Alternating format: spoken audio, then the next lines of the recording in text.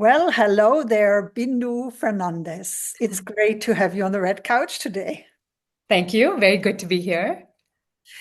It's such a pleasure to have a chance to talk to you a little bit longer because we only briefly met at a workshop in October where I was talking to the what we call the spooglers, the spouses of Googlers in Zurich, about having a voice in a sea of noise and marketing and how we interact in the online world today. And then we decided that you would be you would need to be featured here because you do wonderful and amazing work. Now, before we get into the work part, though, please enlighten us with a fun fact about you, Bindu. Okay. So, yes, I'm not a very fun person, but maybe one of the facts that not a lot of people know about me is that I play the drums. So in university, I mean, I studied as a kid to play the drums. And then in university, I played in an orchestra playing the drums. So yeah, that's a fact I think not many people know. I don't continue to play the drums very much, but it was a big part of my life, and it brought me a lot of joy and music and fun during that phase. Yeah, That's amazing. So you like music? You I like do.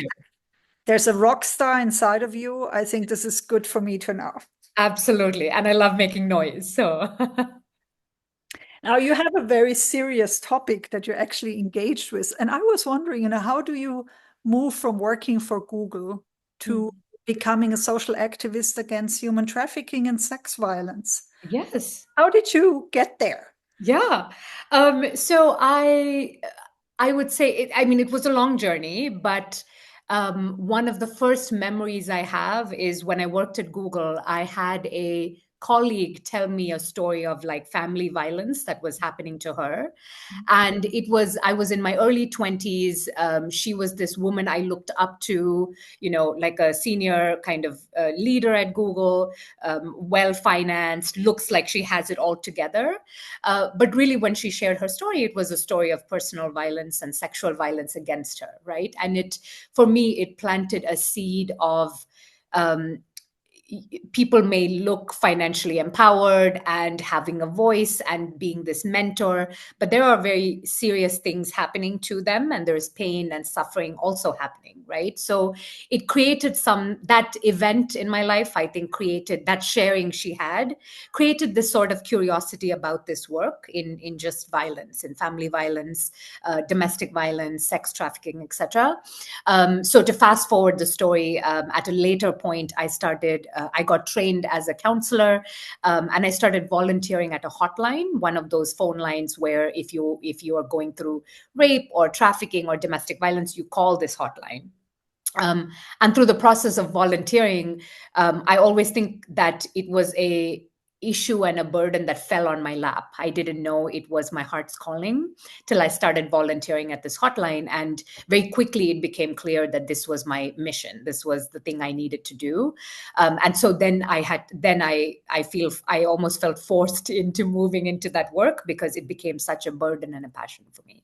So the journey was long, and went through a lot of curves here and there, but from someone who started in tech and thought I would live in tech forever, it really became a discovery of how do I really give back to communities? How do I serve people around me? How do I use all the experiences I've had in my life in order to support other people as well? So I do feel fortunate to be able to think about this serious problem every day, and it's an important issue and one that I'm happy to work on. Yeah. This is a really, really important issue, obviously. And I wanna understand a bit more about, why this is so important to you. I understand your story. That's great. Uh, can you maybe talk a bit about, how this actually pans out? Because, we're not thinking of Switzerland as a country where there's a lot of violence in families, which is probably not true. Yeah. I've just started to read The Body Holds the Score, and Yes. even in that book, it says like 1/3 of families experience violence Mm. in the US. So, Mm. that was a statistic that I found a little bit hard to digest. Right. So, maybe I'm mistaken about Switzerland, but you're probably not even only working in Switzerland, even though, like me, you're based in Switzerland. So Yes. can you tell us a bit more about, how that actually, how that actually works, how it actually looks here? Yeah, I mean, there are many different issues we're talking about, right? So one is relationship violence, and that is the space of, say, domestic violence, like your partner is hurting you, maybe your boyfriend, maybe your husband, maybe your wife, right? Like it sometimes doesn't have a gender. It is not always a man that harms a woman. Sometimes a woman is harming another woman. A woman's harming a man, right? So there is that in different cultures, especially in Switzerland. Perhaps there's more of a culture of silence around it. And so, yes, these are issues that continue to happen behind closed doors, but there's so much shame about these issues that it doesn't get shared with other people. Your friend is not telling you about something that's happening in her home because there's a lot of shame around it, or a lot of, hey, I just have to deal with this on my own. It is not something I need to discuss with somebody else, right? Sometimes you may tell your religious leaders, sometimes you may tell few people in your family, but often you keep it within yourself. And I think that is a culture we need to break out a little of, this culture of let's keep the secrets with us. Because really, when you're in a difficult, toxic, violent, unsafe relationship, you need support in some form, right? So that does happen in Switzerland. I think there is the issue of rape. It can happen by strangers. It can happen again by people you know. Statistics tells us that it's often someone you know that will rape you, and this could be a friend, again, a family member, a colleague, a soccer coach, anyone, right? But it is often someone you know that is raping you at some point in your life. And these are also, I believe, things we need to share with our children very much. These sometimes we are afraid to have those conversations with children because we believe if we don't talk about it, it won't happen to us, right? But that's not how the world works. I think it is important that we are able to have these conversations. And again, to be able to tell our children, don't just be afraid of the stranger on the street, but really be thoughtful about who are the people that are around you in your life, and are they capable of harming you, or what do you do in a situation where you're not feeling safe. Then another aspect also that I work on is trafficking, right? And we Yeah, discussed this in the beginning: human trafficking, sex trafficking. yeah. And that is very prevalent in Switzerland, just like the other issues as well. And so while prostitution is legal, there are many people in the sex trade against their will, or they're there by force, they're brought there against their will, they're being coerced into it for fear or because of debts that have happened. They're coming maybe from other countries, they may be from Switzerland, they may be trying to escape poverty. There are many reasons someone may get into this work. Sometimes children are being trafficked. In my previous NGO I worked with in the US, we specialized in working with children who had gone through sex trafficking, right? And that is extra complex when it is a child, sometimes a 5-year-old, sometimes a 14-year-old, but they're being trafficked and sold against their will for sex, right? So these are very, very prevalent issues.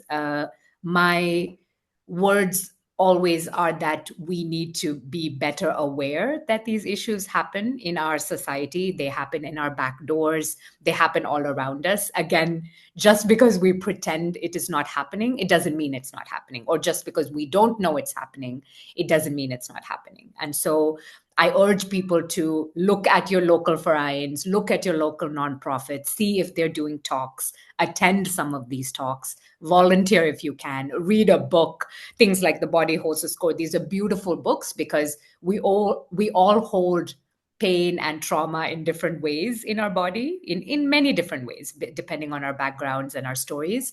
And so just learning about it, learning about trauma, learning about how our bodies, our physical bodies, are manifesting so much of our emotions is good to know. So I always encourage people to start getting curious and ask questions, like talk to me, talk to people who work in this field. And we all have these stories we're happy to share, and able to like raise more awareness about this issue. Mhm. And if I understand it correctly, you work as a consultant. Do you also work with individuals? How do you work? Yeah. So currently in the US, I was employed at a nonprofit, and I moved to Switzerland recently. Now I work as a consultant. So I do consult with local nonprofits as well as international nonprofits, and really I support them with anything from fundraising or sometimes strategy with their programs.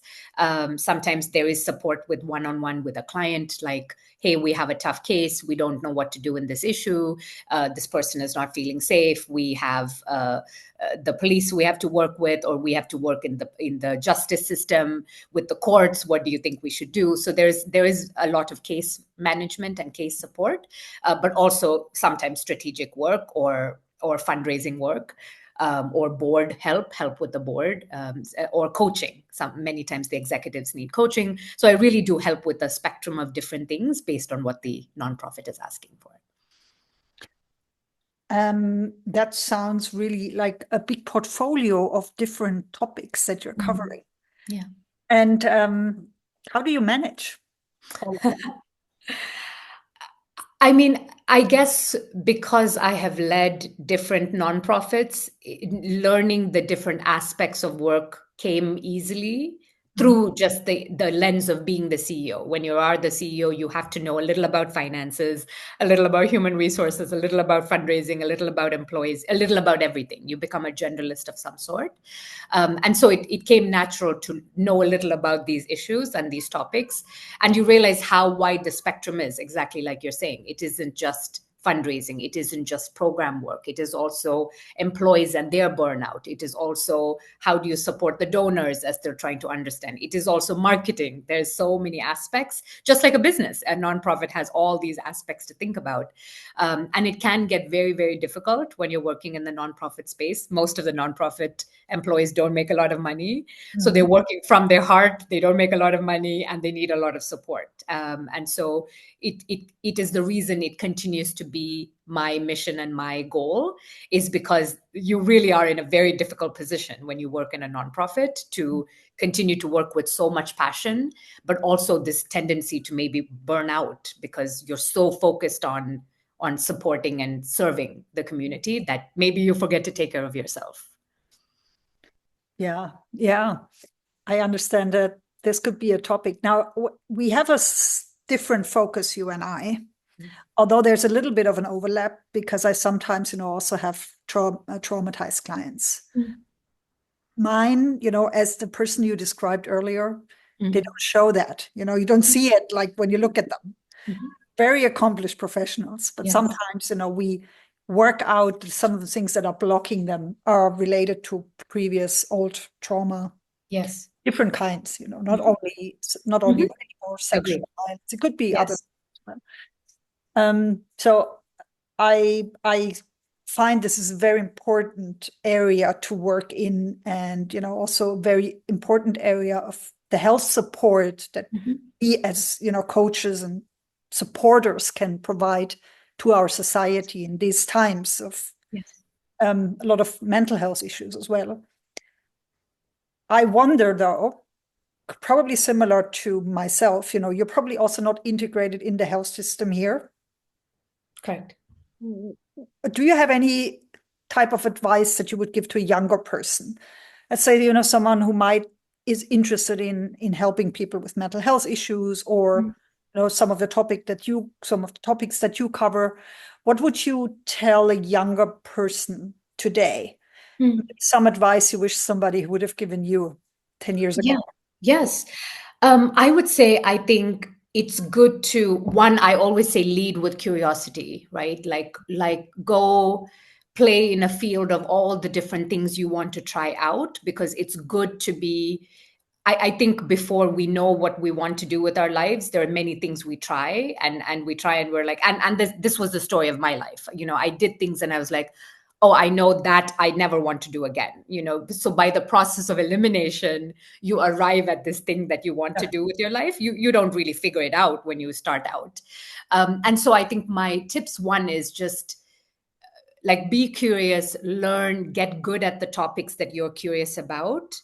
And definitely volunteer. Again, when I'm speaking specifically on the nonprofit space, I mean, if it was tech and Google, my advice would be different. But in the nonprofit space, I would say start by volunteering, volunteer at local nonprofits, understand the landscape, be of use to the nonprofit. In any organization, I would say don't come with problems, right? Come with solutions. So even as a volunteer, find out what the challenges are, find out what the problems are, be curious and come to solve, come with innovation and ideas and solve. But also just maybe the simple word for the next advice is just networking, but really just to also in the lens of curiosity is meet as many people in the field as you can, whether it is through talks, whether it is through meeting them for coffee, whether however you try and meet people in the field you're interested in, meet them, learn from them, ask questions. I feel like when people have come to me and wanted to have coffee, like there's so much you want to share because we have so many lessons and all the mistakes we've made that it's beautiful to be able to share it with someone who wants to hear it. So meet people, meet experts in the field over coffee, over a meal, to learn from them. But also I think upskill constantly. It's something I do and something I always advise people, that obsessively keep learning the work you're interested in, whether it's podcasts. You don't even need a budget for these things. You can have YouTube, you have podcasts, but the field changes so fast. Even a field like human trafficking, you would imagine it's the same thing. You're like, what could have possibly changed in 30 years or 50 years? But things are changing constantly. Yeah. Whether it is because of technology or AI or immigration laws or whatever the dynamics are, it is changing and changing and changing, and we must change with it. And so, again, my advice for someone starting in this space is learn and understand that things are constantly changing. And so you must keep, like, as scary as it sounds, that's the beauty of it, that every day is new because the field is changing. So the beautiful part about it for someone who's new is that it's okay that you don't know something from 10 years ago, because guess what? It's probably changed. So it's fine. An expert like me is almost useless because what I know 10 years ago doesn't hold true anymore. But there's so much that is changing. So constantly, it's curiosity, I think, is underlying to everything, is Yeah. maintain that healthy curiosity and maintain that desire and the obsession of learning. And with that, I think you're able to then emerge as like excellent in your field, right? And able to do good. I love that. Guess, we have that in common. Um, I was thinking, we initially said we met at a Spoogler's event. So you're also an expat spouse. Yes. And you also mentioned you recently moved to Switzerland. And some of my viewers are global mobility managers. So, the people who organize global mobility inside companies and recruiters. And I want them sometimes to get the original voice from an expat spouse Sure. moving to Zurich, for Sure. example. Do you do you have any advice also for our courses? I'm also lecturing in some global mobility courses. Some advice that you would give, that things we need to add to our curriculums, for example, from your experience as an expat spouse moving from the US to Switzerland. What would you tell us? What will we need to think about more? Um, I'm sure this is stuff you already know, but I have moved quite a lot in my life. I grew up in the Middle East. I'm from India. I lived in the US. I lived in Australia for a while. I've traveled really all over the world: Africa, Asia, South America. And I will still say that moving to Switzerland was very different. And that's because one, language, even though I had moved to many places, I always had the luxury of knowing the language in many places that I had moved to. And so the minute I didn't speak the local language or German, it became very difficult to quickly integrate. So of course, again, these are common topics, but part of integration, of course, is language and culture. And again, it's likely that every spouse of the expat moving may feel this, just this sense of a sort of reset. And for me personally, the way it looked was that I expected to find a job in 5 days of moving here. I was like, oh, I'm an expert at my work. Of course, I will get hired in 2 days. It's not a big deal. But that didn't happen, and with it came the confusion and the frustration and the questioning and the questioning of self-worth and all these things you never imagine will happen to you, because you weren't prepared for that move. And so I don't know the eloquent answer to your question, but I would say that really that support for a real sense of what does moving look like, because it really looks different. Like when I moved from India to the US, in 2 days I was on the ground running. I had my job, I just moved without skipping a beat. I just kept going. And somehow maybe someone expects that when you move to Switzerland, but it's a little different, right? And so just to be aware of the picture of what emerges, but integration with language, integration with culture, with jobs.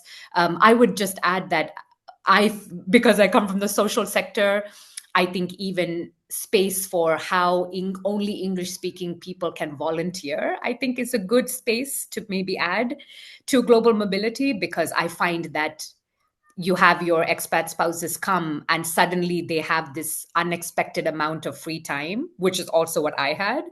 And I was like, I'm not used to this. I'm not used to not working. I want to be useful. Where can I go? But many of the vereins I went to only spoke German and did not want an English speaking person. So I know the city of Zurich has a nice little section on their website for volunteering opportunities for English speaking people. And these are all things, again, I wish I knew earlier, because Yeah. I would have felt more like, okay, I'm ready. Even though I'm free, I feel like I have a plan and I know what to do. But yes, I think just some sort of these support groups, maybe where expats get together and are able to have conversations, understanding the support system that exists within Switzerland, understanding how the systems work, whether it is housing or healthcare. Those are all things I think that are typical, but maybe the next level is just volunteering and other things like that. What I'm also trying very hard is to optimize search so that people can actually find people like me. Yes, absolutely. It's Absolutely. Yeah. I'm still amazed, that after 15 years of doing this, people Mm. still can't find me. Yes. And, I would be so happy to give that information to people. Yes. Yes. Um, And I but think I'm hoping a lot of that needs to be connected with the employer itself, right? Because each of the employers hire that would be experts. the ideal. Ideal. Yes. Exactly. Yes. I have a number of connections to global mobility managers and leaders in the industry in Switzerland. Yeah.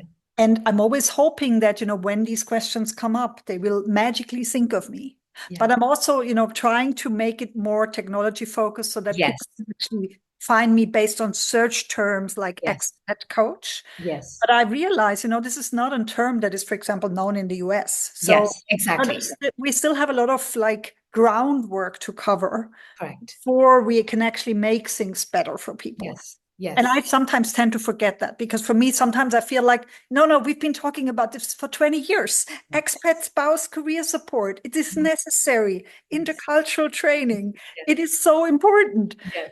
And still, people sometimes look at me like I'm talking Chinese to them. Yes. What? Yes. There's something like an expat spouse Yes. career? There's Yes. something like that is a profession? And I said, Yes. yeah, there are people who actually do that professionally. They help expat partners find a job in a new country. Yes. Really? And I really think a lot, and I agree with you, because when I moved, I don't think I've ever heard of the term before I moved here. Yeah. Even though there were always mobility people that supported you, your relocation specialists, so to speak. Yeah. But they really helped you with the practical aspects, like finding an apartment, opening a bank account, right? Which is different. Yeah. And so I do think part of it is perhaps even going where the people are rather than expecting them to come to you, right? So like I said, the ties with the employer, or ties with whatever local clubs there are. Like, if there is a specific country's club that is there. I think those are ways where when you see a hotspot of expats, being able to like speak to them or talk to them might be the easier route than expecting them to like search for us, right? Because it is a until you know it, you don't know it, and then it becomes a Yeah, challenge, and really then people waste time, right? Because they could save a lot of time and energy by reaching out to someone like you. Instead, they may take years before they find you. And exactly. Yeah, exactly. Yeah. Um, and that also brings me to the question on social media. Do you use social media? Do you have a preferred platform? Um, I do. I've had my love-hate relationship with Uh, social media. yeah. um, I of course I worked in tech in the beginning, so I was obsessive about social media and technology, and then I moved into the nonprofit space, and there. Um, I worked in the Silicon Valley in California, which is very forward in technology. And there, in my social work, technology was being used for a lot of harm. So it was being used to monitor people and stalk people and bully people. And so my learning all those experiences from work would make me a little nervous and paranoid about being on social media. So I found myself kind of backing off from social media. Now I think I'm in between. I do use LinkedIn a little.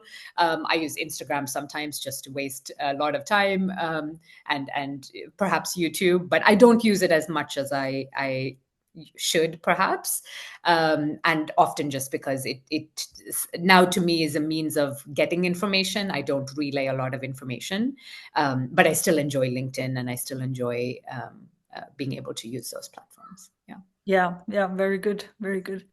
And Bindu, is there anything that you have come up, like an event you wish to promote or talk to us about?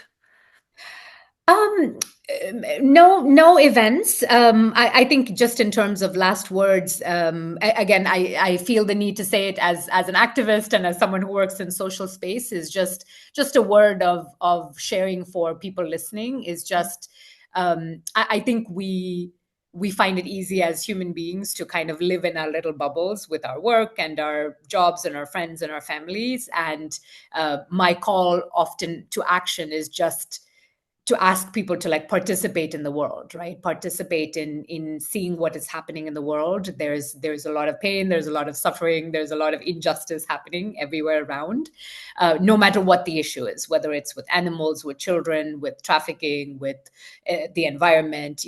There is a lot of imbalance in the world, and so my call to action is really just to look beyond what is just around you, and to people everywhere, right? And support in some form. Like every foreign or every nonprofit needs your help in any way you can offer it, whether you help with marketing, whether you help with finances, or create a flyer, create an app for them. Like whatever your profession is, a foreign probably needs it, a nonprofit probably needs your help.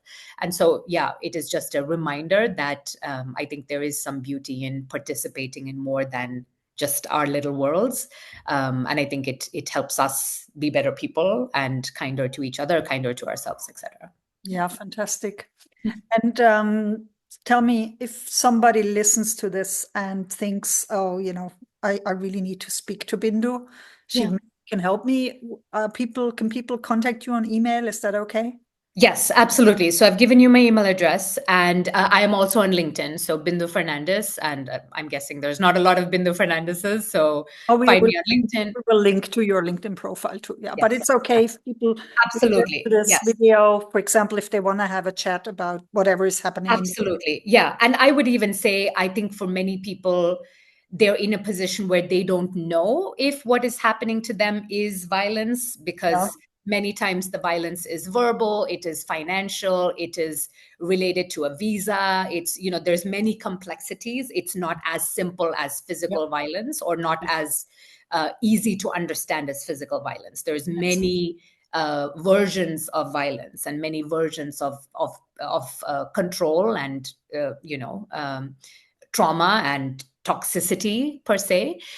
So part of the calling is also that even if you're just like, hey, there's something really difficult happening in my relationship, I don't know, I would like to chat, I'm always available. It's always informal, it's always confidential, I don't share it with anyone. And so yes, please, I'm a trained counselor, I'm happy to speak with any of you. So reach out, even if you're just, or if you have issues with your children. I know a lot of parents who say, my daughter is going through something, I don't know how to help her. And so these are ways that just reach out, even if you're just curious or you want to learn more about the local situation, how to help, or you think something may be happening to maybe a friend, a neighbor, reach out to me. I'm happy to talk. Yeah. That's so lovely. Thank you so much. And for the offer as well, because I really think, more people will probably just need more options sometimes. Yeah. Because maybe the police doesn't help. Yeah. So I can just commend you on your work, Bindu. Fantastic. It was an honor to talk to you today. Keep up the energy. You're doing wonderful work for the world. And I hope that we can meet in person at some stage in 2025. Absolutely. Thank you. Thank you for your time. Bye, Bindu. Bye-bye.